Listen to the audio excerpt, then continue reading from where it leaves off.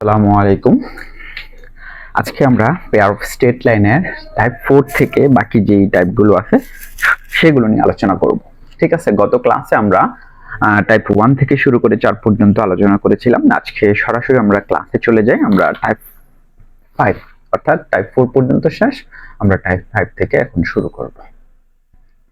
দেখেন, জোড়া সরলরেখা লম্ব ও সমান্তরাল হওয়ার শর্ত। একটা জোড়া সরলরেখা ধরেন এইরকম একটা জোড়া সরলরেখা কিরকম হয়, ax square 2hxy plus by square plus 2gx plus 2fy plus c। এইটা জোড়া সরলরেখা। আমরা জানি কখন জোড়া সরলরেখা নির্দেশিত হয়, যদি ডেলের মান কত হয়, 0 হয়, তখন সেটা জোড়া সরলরেখা নির্দেশিত হবে। ঠিক আছে, শর্ত সাপেক্ষে। যদি ডেল বলতে কি বোঝায়, ডেল বলতে ছিল abc plus 2fgh minus af square minus bg square minus ch square ছিল ডেলের মানটা। তো আমরা এই যে এটার মানটা যদি আমাদের শূন্য হইতো, মানে এটার মানটা যদি শূন্য হইতো, তখনই আমরা বুঝতাম যে এটা একটা জোড়া সরলরেখা নির্দেশিত হবে। তো এই ফর্মটা হচ্ছে একটা আদর্শ ফর্ম। এই ফর্ম অনুযায়ী একটা সরলরেখা জোড়া সরলরেখা নির্দেশিত হলে তখন সেই সরলরেখাটা এক জোড়া সরলরেখা যদি প্রকাশ করে সেটা কখন লম্ব হবে, যদি আমি দেখি এ আর বি, এই যে এ আর বি যদি যোগ করার পরে যদি শূন্য হয়, এ আর বি যোগ করার পরে কি হয়, শূন্য হয়। প্রথম শর্ত হচ্ছে এইরকম একটা জোড়া সরলরেখা যদি a প্লাস বি যদি শূন্য হয় তাহলে এটা কি হবে, লম্ব হবে। এই রেখা দুটি সমান্তরাল হবে যদি H square is equal to AB by H square minus AB is equal to শূন্য হয়। তাইলে আমরা কি বুঝলাম, আমরা বুঝলাম সে লম্ব হবে কখন, যখন a প্লাস বি শূন্য হবে। সে সমান্তরাল হবে কখন, যখন এই H square minus AB is equal to শূন্য হবে। তবে এখানে সবচেয়ে গুরুত্বপূর্ণ বিষয় হচ্ছে এইচটা কি, এটা কি, এক্স স্কয়ারের সহগ বলতে এ, ওয়াই স্কয়ারের সহগ বলতে বি, আর এইচটা হচ্ছে 2xy এর সহগ। 2xy এর সহগ একটা জিনিস খেয়াল রাখবেন, হ্যাঁ, 2xy এর সহগ। ধরেন আপনাকে এরকম একটা সমীকরণ দিল, এক্স স্কয়ার প্লাস ধরেন 3xy প্লাস ধরেন 2y স্কয়ার প্লাস ধরেন 2x বা 3x প্লাস মাইনাস ধরেন 5y plus 2 is equal two 0। তো এটা কিন্তু শর্ত সাপেক্ষে বৃত্ত হইতে পারে, কনিক হইতে পারে, কারণ এটা ঢেলের মান 0 কিনা সেটা কিন্তু আমি জানি না। মানে 0 হইলে এটা সরলরেখা নির্দেশিত হবে জোড়া। এখন এটা জোড়া সরলরেখা ধরলাম, এটা নির্দেশ করলো। এটা যদি জোড়া সরলরেখা নির্দেশ করে থাকে এবং এখানে xy এর মান কত, 2xy এর সহগ কত, 2xy এর সহগটা কত, 3/2।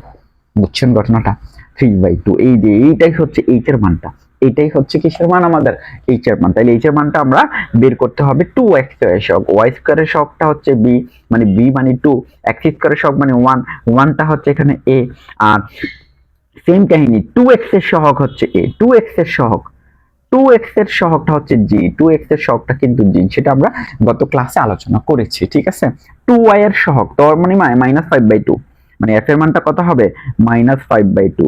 g এর মানটা কত হবে, g এর মানটা হবে 3/2, মানে g এর মানটা। ঠিক আছে, এটা হচ্ছে 2y এর সহগ। ঠিক আছে, এই সহজে বের করে ফেলবেন 2y এর সহগ। তাইলে আমরা, আর c বলতে কোনটা বোঝায়, এটা হচ্ছে c, মানে ধ্রুবক পদ। c বলতে কি, ধ্রুবক পদটা হচ্ছে c। ঠিক আছে, তাইলে এখানে আমাদের যদি আমরা কোনো একটা সরলরেখা, মানে যুগল সরলরেখার যদি কখনো দেখি a প্লাস b, মানে ধরেন এরকম হইলো যে 6x square plus 2xy minus 6y square something আরো কিছু থাকার পরে 0 আসলো। তার মানে এই যে x স্কয়ারের সহগ আর y স্কয়ারের সহগ, মানে এটা a আর এটা b, তাহলে ক্যালকুলেশন করে 6 - 6 0 আসছে, বা 5 - 5 আসছে, তখন বোঝা যাবে প্রথমত সেটা যুগল সরলরেখা নির্দেশ করা লাগবে, মানে ঢেলের মান শূন্য হওয়া লাগবে। পরবর্তীতে যদি এরকম দেখি তখন সেটা একটা যুগল সরলরেখা, তবে লম্ব যুগল সরলরেখা। দুইটা সরলরেখায় পরস্পর কি হবে, লম্ব হবে। আর যদি দেখি h square is equal two ab বা h square minus ab is equal two 0, একই তো কথা, ঠিক না? তখন আমরা বুঝবো এটা একটা সমান্তরাল যুগল সরলরেখা নির্দেশ করে থাকবে। ঠিক আছে, রেখা দ্বয় সমাপতিত হবে। সমাপতিত মানে কি, সেম রেখা, মানে একই রেখা, একটা রেখার উপর একটা পড়বে, তখন কি হবে, এটা খেয়াল রাখবেন, af square is equal to bg square is equal to ch square.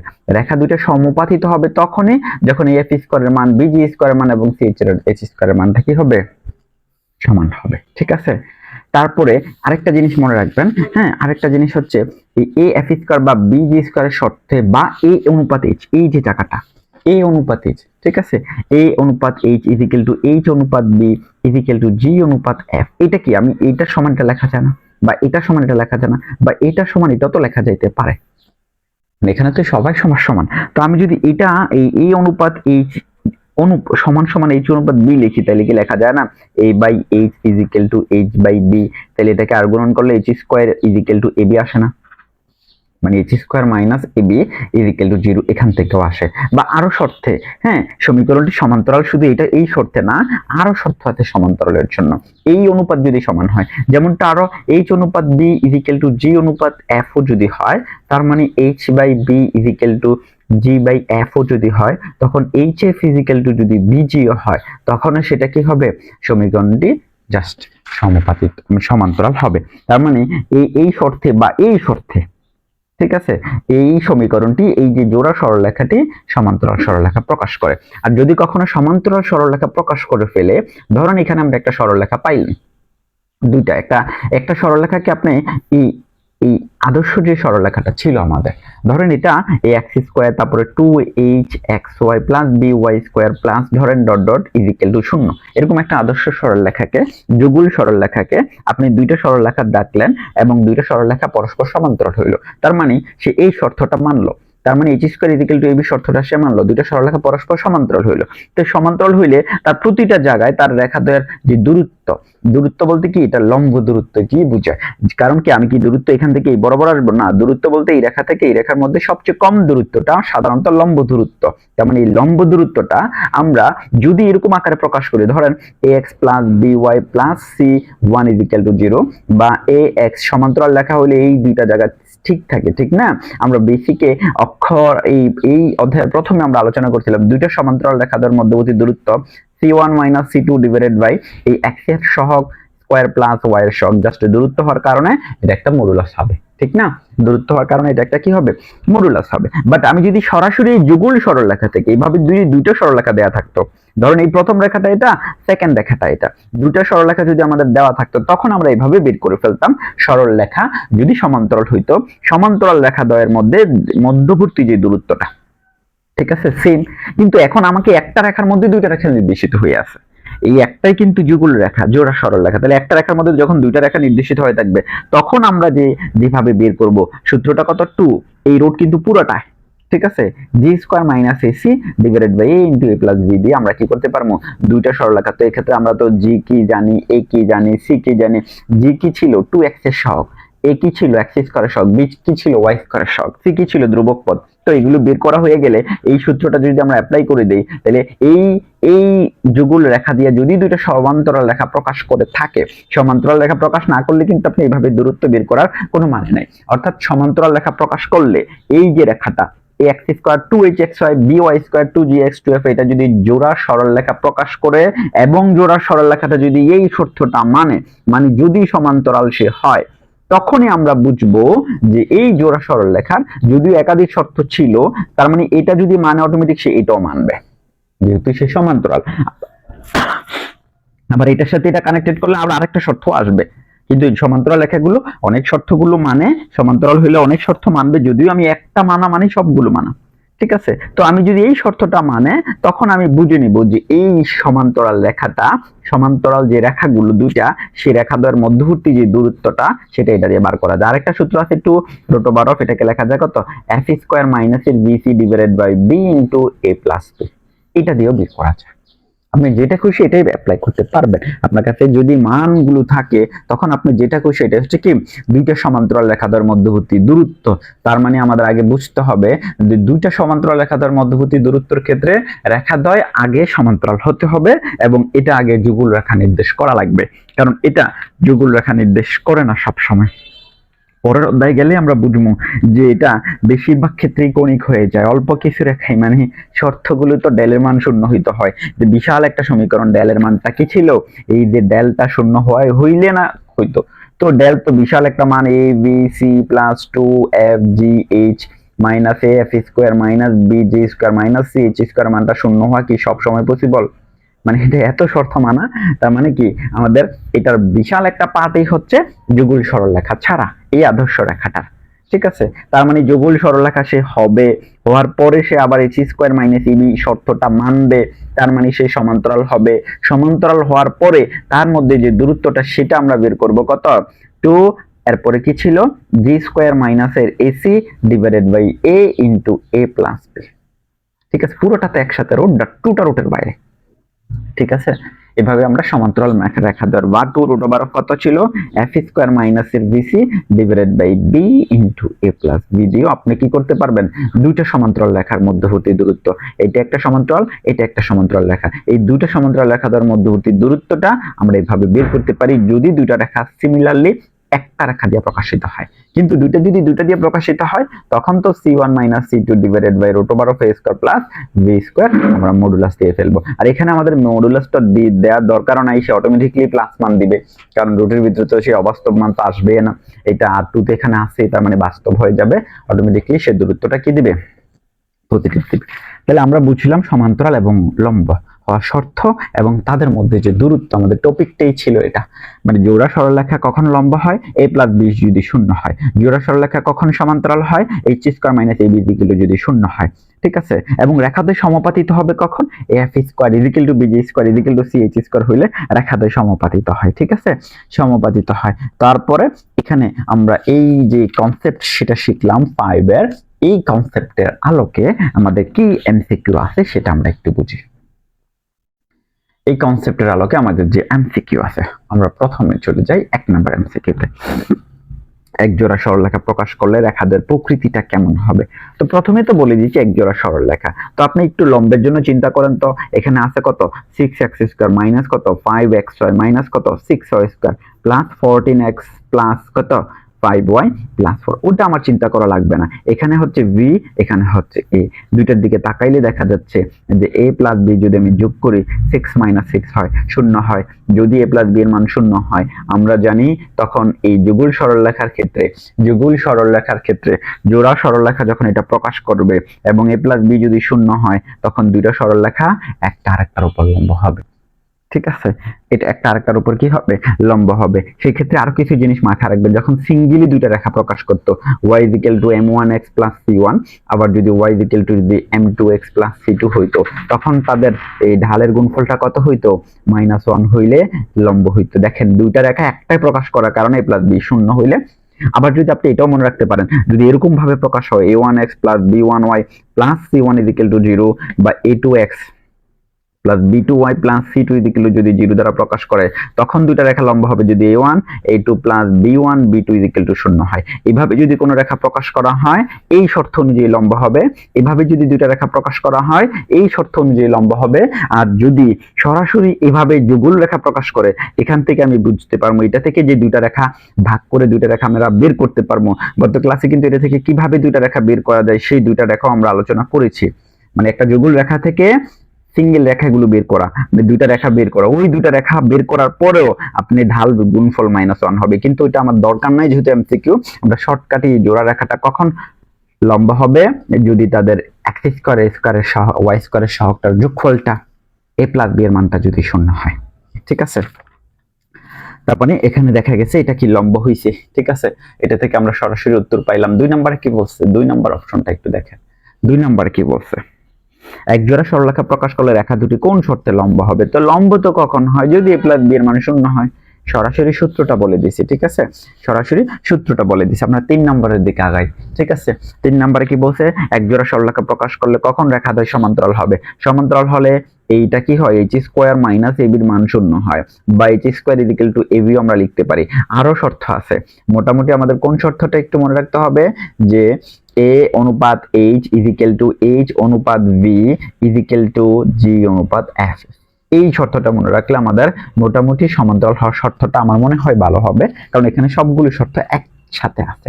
সমান্তরাল, এটা হইলেও সমান্তরাল, এই শর্তটা মানলেও সমান্তরাল হয় যদি এর অনুপাত h, ঠিক আছে, সমান্তরাল হয়, তিনটার অনুপাত যদি সমান হয় তখনও সমান্তরাল হয়। তবে এটা আমাদের বেটার, এটা একটা বেটার অপশন, মানে ডিরেক্টলি বোঝা যায় যে তখনই সমান্তরাল হবে। তাইলে আমাদের বলছি কি, প্রকাশ করলে কখন রেখাদ্বয় সমান্তরাল হবে, তার মানে h square equal to ab হলেই সমান্তরাল হয় রেখাদ্বয় প্রকাশ করলে। 4 নাম্বারটা একটু দেখেন, মানে যদি বলছে এই যে রেখাটা দিয়ে এক জোড়া সরলরেখা প্রকাশ করলে রেখাদ্বয়ের প্রকৃতিটা কেমন, যেহেতু আমরা সমান্তরাল হওয়ার শর্ত এবং লম্ব হওয়ার শর্ত বেসিক সহকারে আলোচনা করেছি, আশা করি আপনাকে এই জোড়া রেখা দেখ আর যদি সিঙ্গেলে দেখ আপনি কিন্তু বুঝতে পারবেন যে এটা কখন সমান্তরাল হবে কখন লম্ব হবে। ঠিক আছে, এটা আমরা গত ক্লাসেও আলোচনা করেছিলাম। তো এখন আমি জানি যে এটা এইচ স্কোয়ার মাইনাস এবির মানটা কত হয়। এইখানে এইচ স্কোয়ার এইচ এর মানটা কত বলেন তো, 2x এর সহগ কিন্তু 3, তার মানে এইচ এর মান কিন্তু 3। x স্কোয়ারের সহগ কত 1, তার মানে এর মান কত 1। এরপরে হচ্ছে b এর মান কত, b এর মান কিন্তু 9। তো আমি যদি এইচ স্কোয়ার মাইনাস ab করি তাহলে এটা হয় কত 3 স্কোয়ার মাইনাস ab এর মান কত, ও এটার মান কত হয় মাইনাস 3 স্কোয়ার, তার মানে 0 হয়েছে। মানে এটা তো 1 into 9, তার মানে কত হয়ে গেল 9 minus 9 is equal to 0 হইলো। তার মানে কার মান 0 হয়েছে, h স্কয়ার মাইনাস ab এর মানটা 0 হয়েছে। তাহলে যখনই আমরা দেখব যে h স্কয়ার মাইনাস ab 0, তখনই আমরা বুঝতে পারি যে এটা একটা সমান্তরাল রেখা। এটা কি নির্দেশ করব, সমান্তরাল একটা রেখা নির্দেশ করে। ঠিক আছে, এটা একটা সমান্তরাল রেখা নির্দেশ করবে। তার মানে আমরা এটা বুঝছি, এটা রেখাদ্বয়ের প্রকৃতি। পরেরটা বলছি সমাপতিত কখন হবে, সমাপতিত কখন হবে। ঠিক আছে, দুইটা রেখার মধ্যে মানে কখন দুইটা রেখা সমাপতিত হবে, এটা দুইটা রেখা প্রকাশ করে না, এটা তো দুইটা রেখা, এটার মধ্যে কয়টা রেখা আছে, দুইটা, একটা যুগল রেখা প্রকাশ করছে। রেখাদ্বয় সমাপতিত হইলে এই এফ স্কয়ারের মান বিজি স্কয়ার মান এবং সিএইচ স্কয়ারের মানটা সমান হবে। ঠিক আছে, এটা হচ্ছে সমাপতিত হওয়ার শর্ত। বা এটা থেকে আরো আছে যে h square is equal to ab বা g square is equal to ac বা f square is equal to bc, ওটাও লেখা যায় সমাপতিত হওয়ার শর্ত হিসাবে। ঠিক আছে, তবে এটা মানে একদম সরাসরি বইয়ের যে সূত্রগুলো আছে ওইখান থেকে এই অপশনটা আমাদের সুন্দর, যে A F square BG square equal to CH square যদি হয় বা এই শর্তটা যদি মানে, তখন দুইটা রেখা সমান্তরাল হবে। ঠিক আছে, আমরা দেখি এই অংশ থেকে আমাদের আর কোন ধরনের এমসিকিউ আছে। আমরা চলে যাই এই অংশের যে 6 নম্বর এমসিকিউটা, এখানে কি বলছে দেখেন। এই সমীকরণ দ্বারা এক জোড়া সরলরেখা প্রকাশ করলে তাদের মধ্যবর্তী দূরত্ব কত। তো একটু দেখেন, মধ্যবর্তী দূরত্বের ক্ষেত্রে 2 এর পরে যে রোডটা কিন্তু পুরাটাতে হবে, রোডটা কিন্তু পুরাটাতে হবে, রোডটা কিন্তু পুরাটাতে হবে। তার মানে আমাদের দুইটা ক্যান্সেল, তিনটাই ক্যান্সেল হয়েছে। ঠিক আছে, দুই ভাবে দূরত্ব বের করা যায়। সূত্রটা কি ছিল, 2 root over of j square minus ac divided by a into a plus b, বা a into a plus b, বা কত ছিল, আমরা বা লিখতে পারি 2 into root over of b f square minus এর bc divided by b into a plus b। ঠিক আছে, দুইটা সূত্র অ্যাপ্লাই আছে, দুইটার একটা যে কোনোটা অপশনে থাকতে পারে। ঠিক আছে, যে কোনোটা একটা অপশনে থাকতে পারে। এই যে রেখা দ্বারা একজোড়া সমান্তরাল রেখা প্রকাশ করলে তাদের মধ্যবর্তী দূরত্ব কত, দুইটা সমান্তরাল রেখা প্রকাশ করলে আমি এখান থেকে এর মান কত পাইছি 1, বি এর মান কত পাইছি, বি এর মান পাইছি 9 এবং এইচ এর মান কত পাইছি, এইচ এর মান কত পাওয়া গেছে এখানে, এইচ এর মানটা কত, আমরা যদি এটা একটু দেখি 7, এইচ এর মানটা কত, এই যে 2x এর সহগটা কত 3। তার মানে আমাদের মনে হয় এই সূত্রটা কি ছিল, 2 root over of G square minus কত, জি স্কয়ার মাইনাস আমাদের সূত্রটা ছিল AC divided by A into A plus B. আমাদের জি এর মানটা লাগবে, জি এর মানটা কত, জি এর মানটা হচ্ছে 2x এর সহগ মানে 2। তো আমি যদি মানটা এখানে বসাই দেই তাহলে জি এর মান কত হইতেছে 2 মানে 4 মাইনাস এসি, এ আর সি যদি আমি গুণ করি, সি তো আমি বের করে নেই, ধ্রুবপদ মাইনাসের 5, ওই যে সি এর মানটা কত মাইনাসের 5। তার মানে এইটা এর মান কত ছিল 1, এটা প্লাসের 5 হয়ে যাবে, ডিভাইডেড বাই এর মান কত ছিল 1 ইনটু 1 প্লাস বি এর মান কত, বি এর মানটা হচ্ছে আমাদের এখানে 9, 1 প্লাস 9, তাহলে উপরে হচ্ছে কত 2 আর উপরে হচ্ছে 9 আর নিচে হচ্ছে কত 10। ঠিক আছে, একটা জিনিস দেখেন, এই 2 এই যে রোড মানে এই যে অংশটা খুবই গুরুত্বপূর্ণ একটা জায়গা, 2 root over of 9 divided by 10 root 10 আর কি। তো এইটার 3 হয়ে যায় না উপরে 6 by root 10, মানে মূলত এটাই তো আনসার, মূলত এটাই তো আনসার। ঠিক আছে, এটাই তো আনসার হওয়ার কথা ছিল। মানে এই জায়গার পরে এটা ওই যে এই রুটের 9টা হয়ে গেল 3, 3 দোকানে 6 আর রুট 10টা রুট 10 রয়ে গেল, মানে এবার 6 বাই রুট 10 হয়েছে। কিন্তু অপশনে আমাদের উত্তরে নাই, কারণ এই হরে আমরা অমূল্য সংখ্যাকে রাখি না, সাধারণত হরে আমরা অমূল্য সংখ্যাকে রাখি না। তার মানে এটাকে অমূলদকে মূলদ বানানোর জন্য লবে হরে একটা রুট 10 দ্বারা গুণ করা লাগবে। এই রুট 10 দ্বারা লবে হরে গুণ করলে এটা হয়ে যায় 6 রুট 10 আর এই নিচেরটা হয়ে যায় 10, 6 রুট 10 ডিভাইডেড বাই 10 হয়ে গেল। এইটাকে একটু কাটাকাটি করা যায়, আবার কাটাকাটি করলে এটা কত হয়ে যায়, এটা হয়ে যায় 3 ডিভাইডেড বাই 5, তাহলে 3 root 10 ডিভাইডেড বাই 5 হয়ে যায়। তাহলে ক্যালকুলেশনটা কি বুঝছেন কিনা, কেন এই ক্যালকুলেশনটা করা লাগবে। হরে আমরা সাধারণত অমূলদকে রাখি না, অপশনে তারা রাখবে না এটা।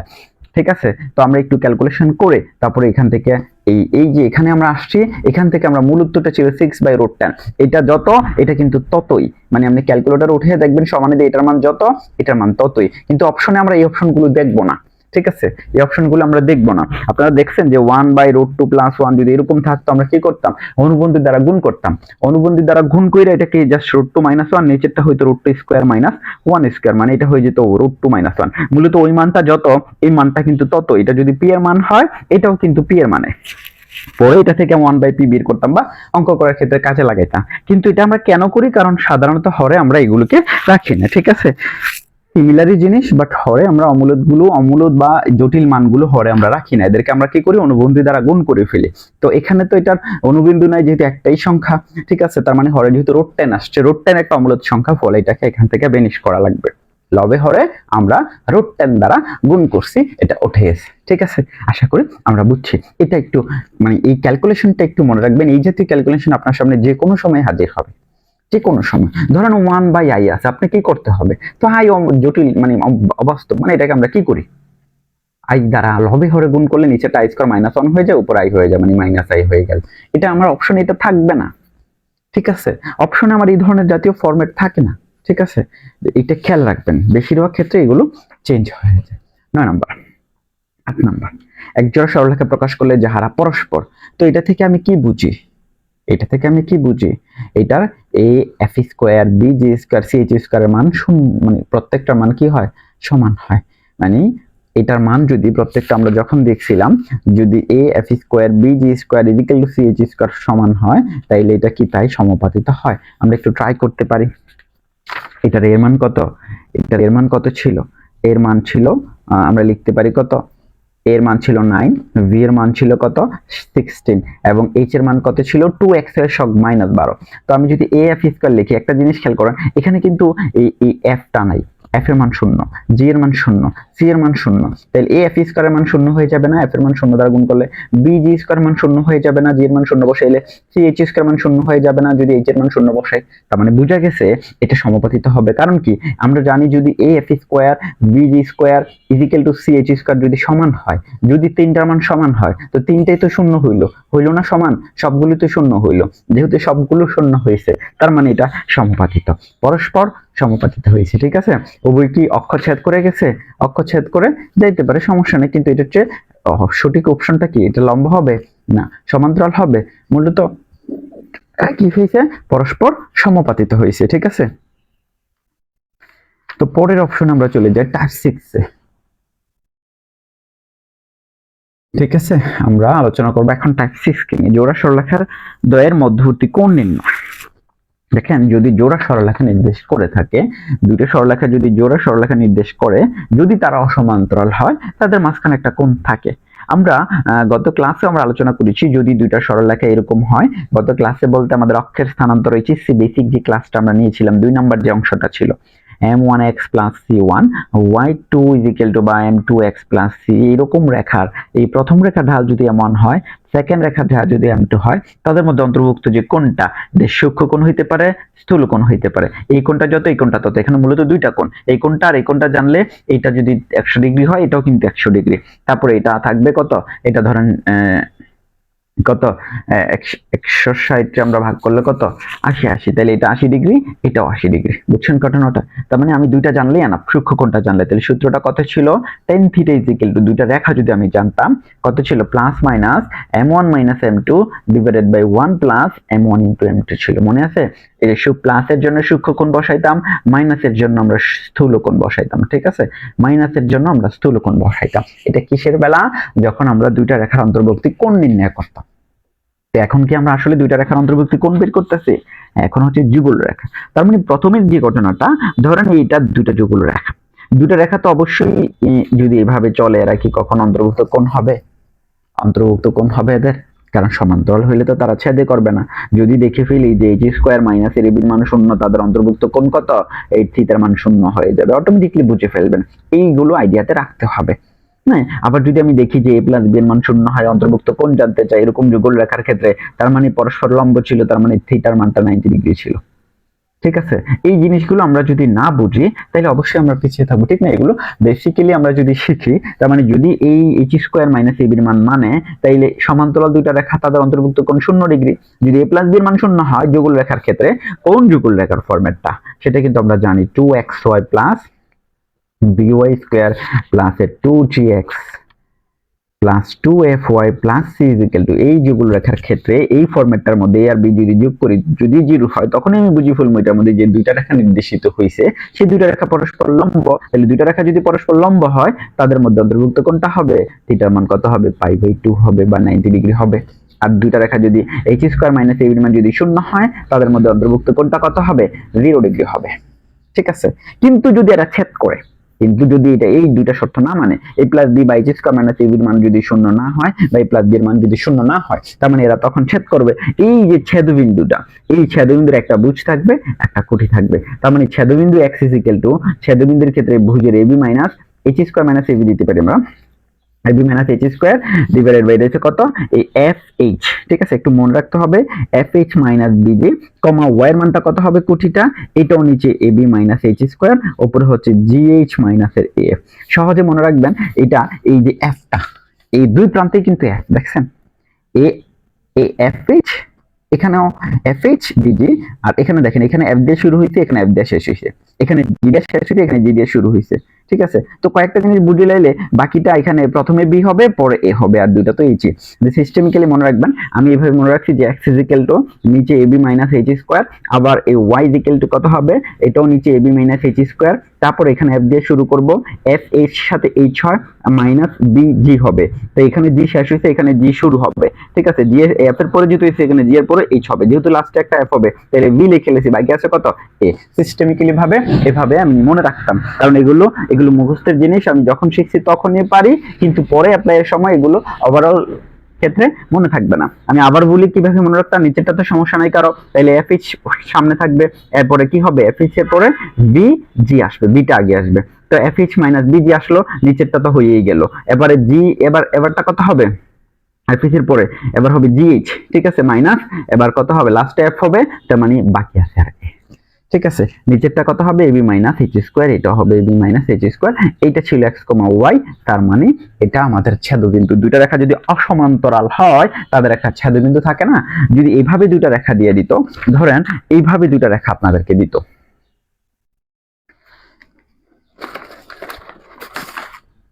আমরা একটু পেজ দেখি, ধরেন এইভাবে যদি দুইটা রেখা দিত ax plus a1x plus b1y plus c1 is equal two 0 আবার a2x plus b2y plus c2 is equal two 0, দুইটা রেখা যদি এইভাবে হইতো তাদের যে ছেদবিন্দুটা ওই দুইটাকে আমরা কি করতাম সমাধান করতাম। প্রতিস্থাপন নিয়ম অপনয়ন নিয়ম আমরা সবাই পারি, এগুলো এসএসসিতেও আছে। ঠিক আছে, যেমন 2x প্লাস 3y হ্যাঁ মাইনাস 5 ইজ ইকুয়াল টু 0, এটা ধরেন এরকম হলো 2x plus 6y minus 2 plus 2 is equal two 0, তো যোগ করলে তো 2x টা কাটা, তাইলে এখান থেকে 9x ইজ ইকুয়াল টু মানে একটা মান আসবে x এর মান আসবে, x এর মান আবার যে কোনো একটাতে বসিয়ে দিলে y এর মান আসবে। অপনয়ন প্রতিস্থাপন আর গুণন যে কোনো পদ্ধতিতে সমাধান করলে দুইটা রেখার ছেদবিন্দু পেয়ে ফেলি। বাট এখন আমাদের একটা জোড়া সরলরেখা তাদের যদি সমান্তরাল না হয়ে থাকে অবশ্যই তাদের একটা ছেদবিন্দু থাকবে, সেই ছেদবিন্দুর এই যে ছেদবিন্দুটা কত সেটা আমরা বের করছি x, y, সেক্ষেত্রে কত ছিল fh মাইনাস এর bg আর bh মাইনাস a f। ঠিক আছে, নিচেরটা কত ছিল ab minus h square ab minus h square, এটা আমাকে মুখস্থ করে ফেলতে হবে, এটা গেল প্রথম শর্ত। তারপরে দুইটা যদি অসমান্তরাল রেখা হয়, দুইটা অসমান্তরাল রেখা হইলে তাদের মধ্যে অন্তর্ভুক্ত কোণ আমরা জানি, দুইটা যদি এরকম রেখা হইতো তাদের অন্তর্ভুক্ত কোণটা আমরা এইভাবে শিখছিলাম y is equal two m1x plus c1 y is equal two m2x plus c2, দুইটা রেখা যদি আলাদা প্রকাশ করত তখন অন্তর্ভুক্ত কোণটা ছিল tan থিটা। আমি আবারও বলতেছি plus minus m1 minus m2 divided by 1 plus m1 into m2। এই ধরনের বেসিক থেকে অবশ্যই আপনারা কোশ্চেন পাবেন, এগুলো এইচএসসি এর বেসিক। বাট এখন হচ্ছে একটা জোড়া রেখা, তার অন্তর্ভুক্ত কোণ হবে tan theta is equal to 2 root over of h square minus ab divided by a plus b। ঠিক আছে, ডিভাইডেড বাই, এটা অনেক সময় দেখবেন যে এইভাবে দিব, আপনাকে পুরোটা দিয়ে দিতে পারে। ওই যে দেখেন আমরা যখন দূরত্ব বের করছিলাম তখন কিন্তু পুরোটা দিল 2 এর পরে, এই যে জামেলাটা করে দিবে। আর এখন পরীক্ষার হলে যে কি এটা কি উপরের রোডটা নাকি পুরোটা রোডটা, দেখছেন, তার মানে অন্তর্ভুক্ত কোণটা একটা ঝামেলা হয়ে যেতে পারে। এই ক্ষেত্রে থিটাটার মান কত হবে মনে রাখতে হবে h square minus ab 2 root over of h square minus ab divided by plus b, বা থিটা ইজ ইকুয়াল টু লেখা যাবে directly tan inverse 2 root over of h square minus ab divided by a plus b। এইভাবে আমরা অন্তর্ভুক্ত কোণ বের করতে পারি যদি একটা জোড়া, এই রেখাটা যদি জোড়া সরলরেখা প্রকাশ করে থাকে এবং সেটা যদি সমান্তরাল না হয় তখন তাদের অন্তর্ভুক্ত কোণ বের করা যায়। ঠিক আছে, অন্তর্ভুক্ত কোণ আমরা অসমান্তরাল হলে তাদের মধ্যবর্তী কোণ tan θ = এটা বা থিটার মান সরাসরি বের করা যায়। তবে রেখাদ্বয় যদি সমান্তরাল হয়ে যায় তখন তো আমরা জানি যে tan θ এর মান 0 হবে। ওই কিভাবে বুঝবো সমান্তরাল? ওই যে a² - ab এর মান যদি 0 হয় তখন থিটা মানটা 0 হবে আর কি, tan θ 0 না, মূলত থিটা 0। ঠিক আছে, থিটা 0, 0 ডিগ্রি মান 0 আর কি, তখন তাদের অন্তর্ভুক্ত কোণটা কত হবে? 0 ডিগ্রি হবে। আশা করি বুঝছেন জিনিসটা কি, রিয়েল ভাবে একটু থিঙ্কিং করবেন যে আসলে এটা। আমরা চলে যাই এই টাইপের টাইপ 6 এর মধ্যে যে মানে এতক্ষণ যে আলোচনা করলাম তার উপর বেস করে এই যে জোড়া সরলরেখা প্রকাশ করলে তাদের ছেদবিন্দুটা কত। তাইলে এখন আমাদের এখান থেকে এর মান আমরা পাইছি কত? এর মান পাইছি 12। তারপরে 2x এর মান হচ্ছে h এর মান, তার এটা হচ্ছে 7/2। তারপরে হচ্ছে b এর মান কত ছিল? b এর মান -12। ঠিক আছে, b এর মানটা কত? -12। আমরা b এর মানটা -12, তারপরে g এর মানটা কত? 2x এর সব -1/2 হবে না, তারপর f এর মানটা হচ্ছে 2 মাইনাস এর মানে 7/2 হবে, আর c এর মানটা কত হবে? -1। এইখান থেকে আমি সবগুলো মান বের করে নিলাম। তো আমি যখন x এর মান বের করতে যাব তার মানে কত ছিল? fh মাইনাস এর bg divided by ab minus h square calculation করব মানগুলো বসিয়ে। আশা করি এটা কি আমি করে দেওয়া লাগবে না? অবশ্যই এই জাতীয় ক্যালকুলেশন নিজেরা করবেন। তারপর এটা কত ছিল? এটা ছিল gh মাইনাস af, নিচে ab মাইনাস h স্কয়ার। শুধু মানগুলো বসাইবেন, ক্যালকুলেশন করবেন। এই রেখাটা একটা অসমান্তরাল যুগল সরলরেখা প্রকাশ করে, দুইটা অসমান্তরাল রেখা, তার মানে তাদের ছেদবিন্দুটা অবশ্যই আছে। ছেদবিন্দুটা কত? ছেদবিন্দুটা হচ্ছে x, y। সেই x, y কত? এটা এখান থেকে আমরা ক্যালকুলেশন করলে আমরা পাবো মাইনাস, এটা পাবো -1/25 আর এটা পাবো কত? 7/25। ঠিক আছে, তো এইভাবে আমরা এখান থেকে ছেদবিন্দুগুলো বের করে নিব। আশা করি বুঝছি। ঠিক আছে, এই সমীকরণ দিয়ে প্রকাশিত রেখাদের মধ্যবর্তী কোণ কত আমি এখান থেকে বুঝে ফেলতেছি। এটা আমার এখান থেকে দরকার নাই, আমি শর্টকাটলি বুঝে ফেলি। ঠিক আছে, এটা এখানে লিখে দিই যে শর্টকাট আমরা করতে পারি।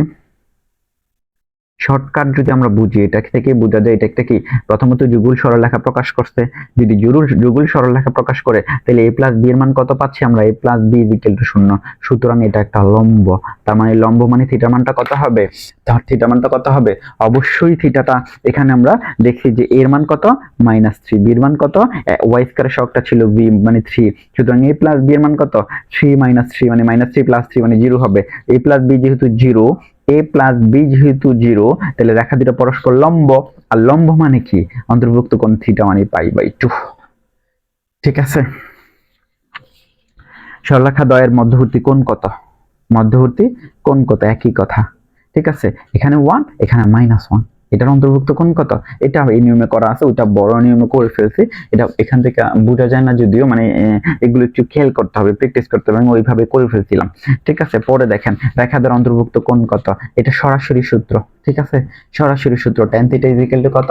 tan θ = 2 tan θ 2√h² - ab divided by a plus b। ঠিক আছে, এটা মধ্যবর্তী কোণ আমাদের চলে আসবে। a প্লাস b যদি 0 হয় অন্তর্ভুক্ত কোণ কত? a প্লাস b 0 হইলে a প্লাস b 0 মানে লম্ব, a প্লাস b 0 মানে কত? লম্ব 90 ডিগ্রি মানে π/2 হবে থিটার মান। ঠিক আছে, থিটার মান কত হবে? π/2 হবে এই সমীকরণের ক্ষেত্রে। ঠিক আছে, আবার সমান্তরালটা দিতেই পারে, সমান্তরালে অন্তর্ভুক্ত কোণ 0 ডিগ্রি, খেয়াল রাখতে হবে।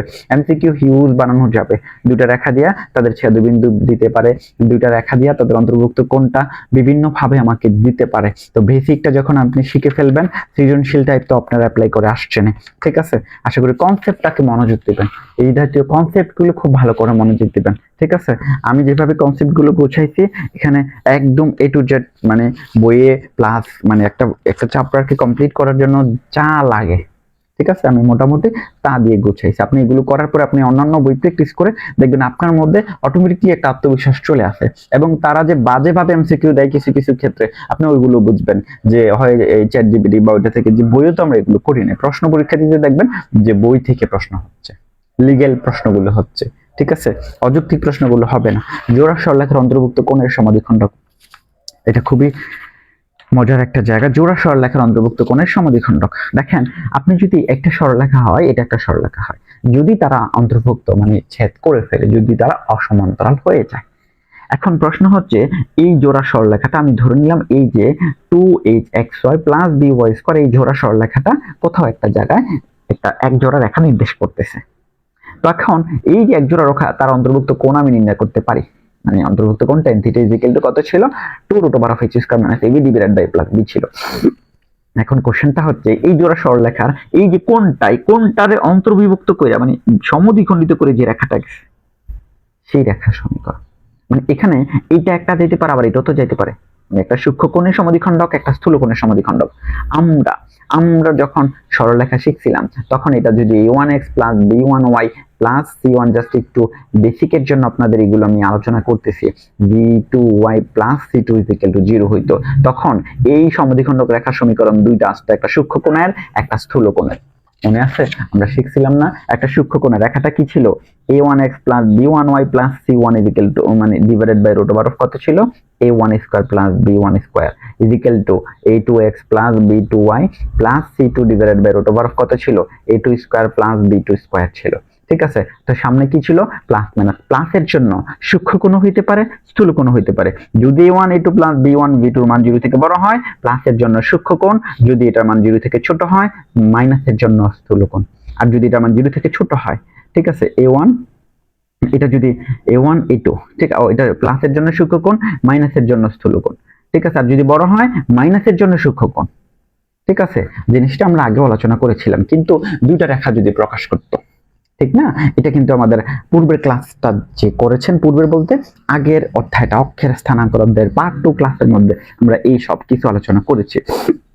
এখানে দেখুন এবার এই রেখাটার এখানে এই যে এইটা একজোড়া রেখা প্রকাশ করছে, মানে এটা একজোড়া মূলবিন্দুগামী রেখা প্রকাশ করে থাকে আমরা জানি, ধরেন মূলবিন্দু দেওয়া যায়, এখন এই মূলবিন্দুগামী একজোড়া রেখার সমদ্বিখণ্ডক রেখা দ্বয়ের মানে এই দুইটা আবার একজোড়া রেখা না, মানে কোনকে সমদ্বিখণ্ডিত করে যে রেখাগুলো গেছে এই রেখার এই ধরনের দুইটা রেখা মিলে এই রেখাটা যেগুলো রেখা যেহেতু এটা দুইটা রেখা মিলে প্রকাশ করছে, এই দুইটা রেখার সমদ্বিখণ্ডক মানে দুইটাকে কোনকে সমদ্বিখণ্ডিত করছে এরকম দুইটা রেখা আবার একজোড়া রেখা না, ওই একজোড়া রেখার সমীকরণ x square minus y square divided by এটা হচ্ছে কত a minus b divided by xy into h।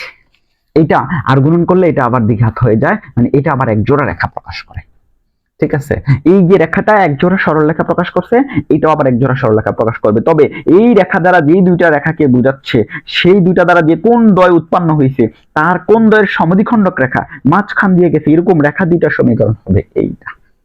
এখন ঘটনা হয়েছে সব সময় কি রেখাটা মূলবিন্দুগামী হবে ওই দুইটা না, যদি এটা এরকম হয়ে যায় এই x square plus 2hxy plus by square plus 2gx plus 2fy plus c 0 হয়, তখন তার রেখাটা হবে যদি এই রেখা দুটো আলফা কমা বিটা বিন্দুতে ছেদ করে, এটা তো মূলবিন্দুতে ছেদ করছে কারণ এই রেখাটা দুইটা মূলবিন্দুতে ছেদ করে, তখন 0 বিন্দুতে 0 বিন্দুগামী দুইটা রেখাই 0 বিন্দুগামী, এই বিন্দু দিয়ে দুইটা রেখাই গেল, বাট এইটা তো আর মূলবিন্দুগামী না, আলফা বিটা বিন্দুতে যদি দুইটা রেখা ছেদ করে তাহলে আলফা বিটা এটা কিন্তু মূলবিন্দুতে দুইটা ছেদ করছিল, আলফা বিটা বিন্দুতে যদি ছেদ করে তখন এটা সূত্রটা চেঞ্জ হয়ে যায়, সূত্রটা x minus alpha whole square minus y minus beta whole square divided by a minus b।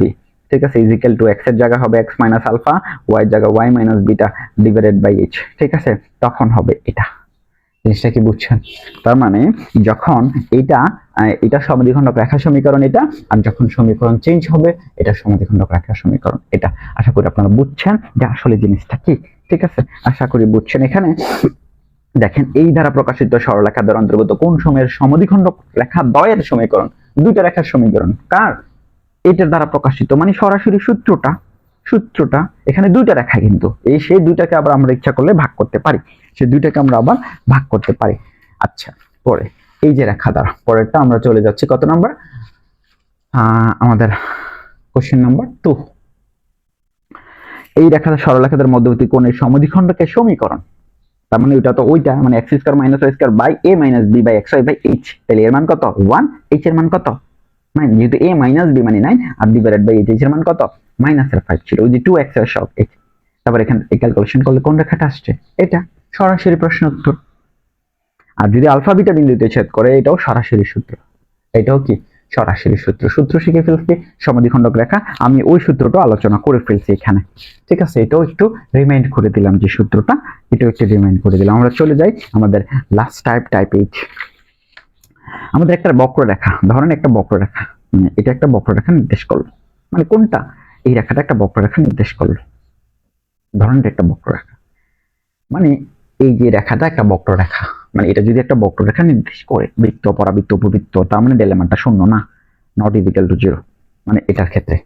এবং এটা যদি একটা সরলরেখা নির্দেশিত হয়, মানে lx plus my plus n is equal two 0, একটা বক্ররেখা নির্দেশিত হয় এবং একটা সরলরেখা নির্দেশিত, একটা বক্ররেখাকে এটা যদি একটা সরলরেখা নির্দেশিত হয়, দেখেন এটা একটা সরলরেখা, এটা একটা বক্ররেখা, একটা বক্ররেখাকে একটা সরলরেখা যদি দুইটা বিন্দুতে ছেদ করে, ঠিক আছে, এই ছেদবিন্দুগুলো আমি যদি অক্ষটাকে এখানে একটু চিন্তা করি, এই ছেদবিন্দুগুলো থেকে মূলবিন্দু পর্যন্ত রেখাগুলো যোগ করলে, ঠিক আছে, সংযোগ যুগল রেখার সমীকরণ, এখানে দুইটা রেখা আসছে না, এই দুইটা রেখার সমীকরণটা হবে কি, এইটা দুই ঘাত বিশিষ্ট সমীকরণ হবে।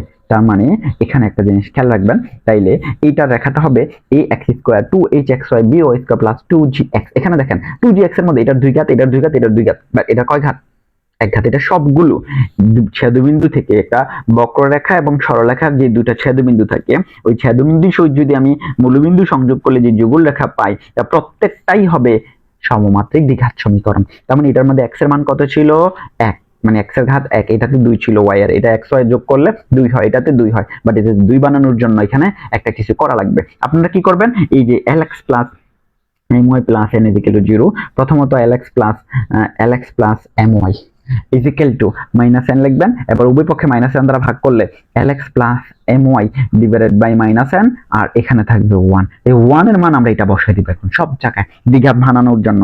এই 1 মানে 2gx, এই 1 2gfy, এটারও 1 আছে, এখানে 1 এর জন্য 1, বাট এখানে শুধু c ছিল, এটার তো ঘাত কোনোটাই নাই, যেমন স্কোয়ার করে গুণ দিয়েছি, দেখছেন, মানে ঘাত 2 বানানোর জন্য। মানে এখান থেকে যে রেখাটা দেব, সেই রেখাটার 1 এখানে বের কইরা তারপরে মানগুলো আমরা বসাই দিতে হবে, ঠিক আছে, মানগুলো আমরা বসাই দিতে হবে। তার মানে এই টাইপটা একটু মনোযোগ দিয়ে বুঝবেন যে আসলেটা কি। একটা বক্ররেখার যে সরলরেখাকে, এই সরলরেখা বক্ররেখাকে যে দুইটা বিন্দুতে ছেদ করে, সেই দুইটা বিন্দু থেকে মূলবিন্দু সংযোগ যে রেখার যে সমীকরণটা, রেখা দ্বয়ের সমীকরণ আর কি, রেখা দ্বয়ের সমীকরণটা এটা হবে, এই যে রেখাটা, এটার মাইনাস n বাই n হবে।